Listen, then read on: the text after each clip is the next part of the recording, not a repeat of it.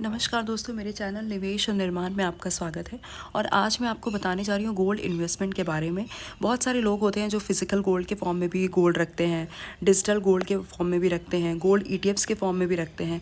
तो हम देखेंगे कि आपके लिए कौन सा इन्वेस्टमेंट सही होगा। चलिए देखते हैं। देखिए, गोल्ड क्या है। गोल्ड का अपना एक लॉजिक होता है, ठीक है। अपनी एक सेफ्टी और सिक्योरिटी होती है। गोल्ड की वैल्यू कभी ज़ीरो नहीं हो सकती, ठीक है। कभी वो ज़ीरो पे नहीं जा सकता। उसकी इकोनॉमिक क्राइसिस में उसकी अपनी एक वैल्यू होती है, वो अपनी एक वैल्यू होल्ड करता है, ठीक है। इन्फ्लेशन को बीट करता है। अगर आपने 1 लाख का गोल्ड लिया हुआ होगा 2000 में, तो आज जो उसकी वैल्यू होगी वो 10+ लाख टुडे होगी, ठीक है। 10+ तो होगी ये, ठीक है, आराम से। तो क्या होता है, ये अपनी रियल परचेसिंग पावर को भी प्रिजर्व करके रखता है। अपनी इसकी एक कल्चरल वैल्यू है। अब ये मान लीजिए अभी आपको वेडिंग में जाना है, किसी को गिफ्ट करना है, तो अगर आप उसको गोल्ड गिफ्ट करते हो तो वो उसकी अपनी एक कल्चरल वैल्यू है। तो आप मतलब उसकी अपनी एक इंडियन आइडेंटिटी है। तो आप गोल्ड को ये नहीं कर सकते। गोल्ड आपका ऑलरेडी एक एसेट होता है, ठीक है ना। हाई लिक्विडिटी है, मतलब कभी भी आपको चाहिए पैसों की ज़रूरत है तो आप कभी भी किसी ज्वेलर के पास जाओ या बैंक में जाओ तो आपको उसके अगेंस्ट आराम से कैश मिल सकता है, इंस्टेंट कैश। अब फिजिकल गोल्ड देखते हैं कि फिजिकल गोल्ड क्या होता है। फिजिकल गोल्ड तो सबको पता होता है कि आपके हाथ में होता है, जो ज्वेलरी होती है, या कॉइन्स के फॉर्म में होता है या बास के फॉर्म में होता है। तो जो सबसे इंडिया का जो मोस्ट कॉमन फॉर्म है ना गोल्ड का, वो यही है कि आपके पास फिजिकली जो गोल्ड होता है, जैसे आपके रिंग के फॉर्म में, ज्वेलर्स के पास, फेस्टिवल में, मतलब जो फिजिकल फॉर्म में आपके पास गोल्ड है उसको ही बोलते हैं फिजिकल गोल्ड, ठीक है। की फैक्ट क्या होते हैं, फॉर्म किसी ज्वेलरी के फॉर्म में हो सकता है, कॉइन्स के फॉर्म में हो सकता है, बार्स या बिस्किट्स के फॉर्म में भी लोग प्रिजर्व करके रखते हैं इसको। मिनिमम जो इन्वेस्टमेंट इसमें कर सकते हो वो 500 रुपये का कर सकते हो, स्मॉल कॉइन्स के फॉर्म में। प्योरिटी जो होती है वो 24 कैरेट की जो होती है वो 99.9% होती है। 22 कैरेट की जो होती है वो 91.6% होती है। BIS हॉलमार्क होता है जो प्योरिटी कन्फर्म करता है, ठीक है। स्टोरेज होता है, बैंक में रख सकते हो, घर पे रख सकते हो, बेच कहीं भी सकते हो इसको, बैंक में भी बेच सकते हो, ज्वेलर की शॉप पे भी जाके आप, अगर आपको इंस्टेंट कैश की ज़रूरत है तो वहाँ पे भी आप इसको सेल करके कैश ले सकते हो। इसको रेगुलेट करता है BIS, ठीक है, bureau of Indian standards.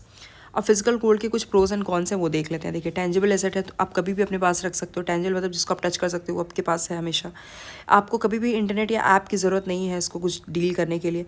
Account या डीमैट अकाउंट की ज़रूरत नहीं होती है। गुड गिफ्टिंग कल्चरल वैल्यू है अपनी एक, तो आप गिफ्टिंग के लिए एक अच्छा वो है आपका। एक्सेप्टेड एवरीवेयर इन इंडिया, हर जगह एक्सेप्ट होता है। कौन से इसके ये है कि देखिए, अब इसके जो फिजिकल गोल्ड के जो कौन से ना वो यही है कि इसका जो मेकिंग चार्जेस होता है ना वो 10 to 25% लगती है ज्वेलरी पे, ठीक है। स्टोरेज रिस्क क्या है कि अगर आप अपने पास रखते हो तो चोरी का भी डर होता है। प्योरिटी कंसर्न क्या है कि फेक गोल्ड का भी रिस्क होता है आपको। Low return versus gold price due to charges. देखिए, अभी आपने गोल्ड लिया, ठीक है, तो जब आप लेते टाइम तो आपको उसका मेकिंग चार्ज देना ही पड़ता है। 10 से 25% तक गोल्ड, वो तो गोल्ड की जो ज्वेलरी होती है उस पर डिपेंड करता है उसका मेकिंग चार्जेस। तो उस पर आपका जो है ना, जब आप उसको रिटर्न करने जाते हो तो वो मेकिंग चार्ज माइनस कर देते हैं, तो वो उस पर भी होता है कि आपका रिटर्न्स जो होते हैं वो लो मिलते हैं। प्लस आपको परचेज करने पे 3% एक्स्ट्रा GST भी देना पड़ता है। तो ये फिजिकल गोल्ड्स के जो ड्रॉबैक्स है ना वो यही हैं। तो मेन आपको यही देखना है इसमें। अब देखते हैं डिजिटल गोल्ड। डिजिटल गोल्ड क्या है कि कभी भी आप 24 कैरेट का गोल्ड ऑनलाइन बाई कर सकते हो। जैसे अभी तो फ़ोन पे भी अवेलेबल है, गूगल पे है, पेटीएम पे, सब पे है। आप ऑनलाइन 24 कैरेट का गोल्ड आप ऑनलाइन किसी भी डिजिटल गोल्ड के फॉर्म में बाई कर सकते हो, ठीक है। गोल्ड को आप स्टोर करते हो, जो इंश्योर करता है, जो पार्टनर इसको जिससे टाइप होता है वो होता है MMTC पैम, सेफ गोल्ड या ऑगमोंट से ये टाइप होता है। इसमें ये स्टोर करके रखते हैं। जब भी आपको ज़रूरत है उसको आप सेल करके उसको फिजिकल गोल्ड कॉइन्स में कन्वर्ट कर सकते हो।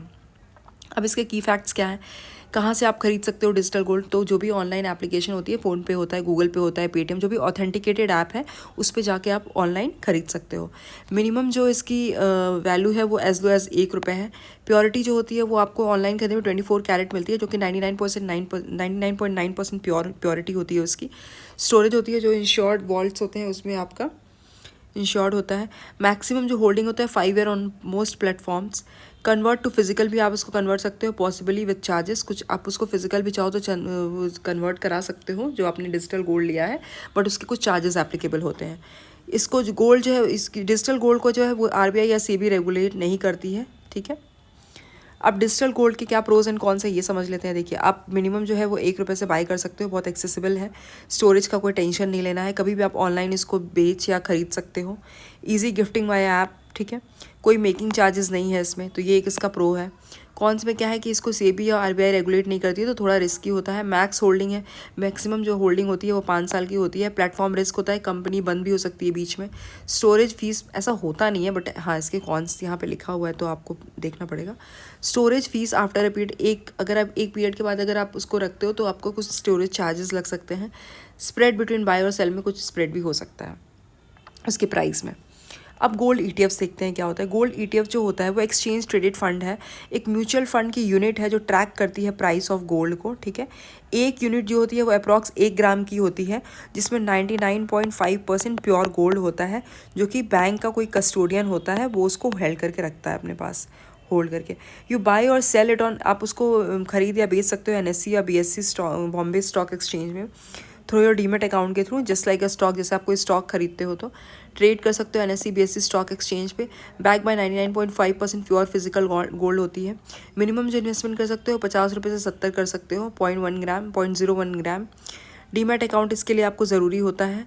फंड हाउस जो होते हैं इसके एसबीआई, एचडीएफसी, निपॉन, आईसीआईसी होता है। रेगुलेट करता है इसको एससेबी, जो कि इसीलिए सेबी इसको रेगुलेट करता है, इसीलिए ये बहुत ही सेफ़ है। और ईटीएफ में इसीलिए अब ज़्यादातर लोग जो कर रहे हैं इन्वेस्टमेंट वो ईटीएफ्स के फॉर्म में ही कर रहे हैं। फिजिकल डिलीवरी गोल्ड की नहीं होती है इसमें, ठीक है। अब इसके कुछ प्रोज एंड कॉन्स है ये समझ लेते हैं। ऐसे भी रेगुलेटेड है तो सेफ ही होगा, ट्रांसपेरेंट है, रियल टाइम प्राइसिंग है इसकी, स्टोरेज का कोई कॉस्ट नहीं है, थेफ्ट का कोई रिस्क नहीं है, मेकिंग चार्जेस कुछ नहीं है, जीएसटी पे भी बाई करने का कोई टेंशन नहीं है। जब भी आप एक्सचेंज करना चाहोगे इजी सेल और बाय है इसका। कॉन्स इसके हैं कि आपको इसके लिए डीमैट अकाउंट होना रिक्वायर्ड है, ठीक है। ब्रोकरेज चार्जेस भी लग सकते हैं ईच ट्रेड पे। फिजिकल गोल्ड ज्वेलरी नहीं होती है। इंटरनेट और ट्रेडिंग ऐप की ज़रूरत पड़ती है। फंड मैनेजमेंट का एक्सपेंस रेशियो कुछ आ सकता है आपका। अब यहाँ पे मैंने कंपैरिजन करके दिखाया है physical gold, digital gold, gold ETFs का। इसको अब जो मैंने अभी बताया है वही वही इसमें लिया है। आप इसका स्क्रीनशॉट लेके भी इसको देख सकते हो। कोई डाउट हो तो आप कमेंट सेक्शन में पूछ सकते हो। अब यहाँ पे कुछ टैक्स के रूल्स हैं, ठीक है। अगर आप इन्वेस्ट करने जा रहे हो तो आपको ये जानना ज़रूरी है कि इसके टैक्स के क्या रूल्स हैं। तो फिजिकल गोल्ड जो है वो जीएसटी पे आपको 3%, जब आप खरीदते हो तो वहाँ पे जीएसटी चार्ज करता है 3%। एलटीसीजी जो होता है वो 20%, इंडेक्स सेक्शन लगता है 3 साल के बाद। एसटीसीजी जो है वो आपके इनकम स्लैब में ऐड हो जाता है। इनहेरिटेड गोल्ड है तो कोई टैक्स नहीं है रिसीप्ट पे, ठीक है, no tax on receipt. GST 3% on buy digital gold है, जब आप खरीद रहे हो डिजिटली ऑनलाइन किसी ऐप से खरीद रहे हो तो 3% आपको जीएसटी चार्ज होता है। एलटीसीजी जो होता है 20% विद इंडेक्सेशन होता है आफ्टर 3 ईयर्स के बाद, एडेड टू इनकम स्लैब में ऐड हो जाता है एसटीसीजी के। प्लेटफॉर्म में चार्ज स्टोरेज फीस, प्लेटफॉर्म जो है वो आपका स्टोरेज का कुछ चार्जेस, स्टोरेज की कुछ फीस चार्ज कर सकता है आपसे। गोल्ड ईटीएफ्स में क्या है कि जीएसटी आपको खरीदने पे कोई जीएसटी नहीं देनी है। एलटीसीजी जो है वो 20% विद इंडेक्सेशन है 3 साल के बाद।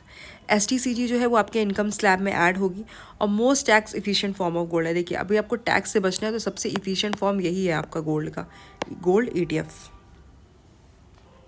अब देखते हैं कि आपको क्या चूज़ करना चाहिए और कब, ठीक है। वेडिंग और गिफ्ट्स करना है तो आपको फिजिकल गोल्ड चाहिए होगा। फैमिली की एक्सपेक्टेशंस होती हैं कि उसको देख सकें, उसको फील कर सकें, तो उनका एक कल्चर ट्रेडिशन है तो उसमें कर सकते हैं। फेस्टिवल्स में भी गिफ्ट करने के लिए आपको फिजिकल गोल्ड की ज़रूरत होती है। ज्वेलरी वेयरेबिलिटी, अब पहनना है तो आप डिजिटल तो नहीं ले सकते ना, तो उसके लिए आपको फिजिकल गोल्ड ही चाहिए होगा।